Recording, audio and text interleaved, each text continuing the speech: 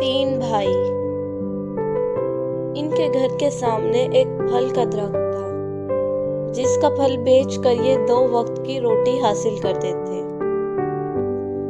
ایک دن کوئی شخص ان کا مہمان بنا۔ اس دن بڑا بھائی مہمان کے ساتھ کھانے کے لیے بیٹھ گیا۔ باقی 2 بھائیوں نے کھانا کم ہونے کی وجہ سے یہ کہا کہ ہمیں بھوک نہیں ہے۔ اس سے مہمان کا اکرام بھی ہو گیا اور کھانے کی کمی کا پردہ بھی رہ گیا۔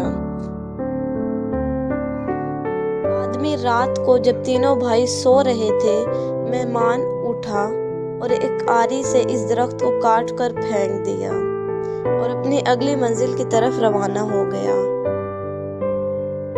صبح اٹھ کر گھر میں کہرام مچ گیا۔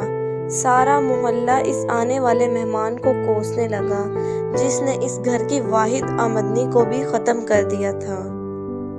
5 سال بعد وہی مہمان جب دوبارہ اس گاؤں میں آیا تو اس نے دیکھا کہ ان 3 بھائیوں کی جھونپڑی کی جگہ پر ایک عالی شان محل ہے۔ ان تینوں بھائیوں کے دن بدل گئے تھے۔ تینوں بھائیوں نے درخت کے پھل نکلنے کے انتظار کی امید ختم ہونے پر زندگی کی گزر و اوقات کے لیے دوسرے اسباب کی تلاش شروع کر دی اور اللہ تعالیٰ نے ان کو ان کی آمدنی میں برکت عطا فرمائی۔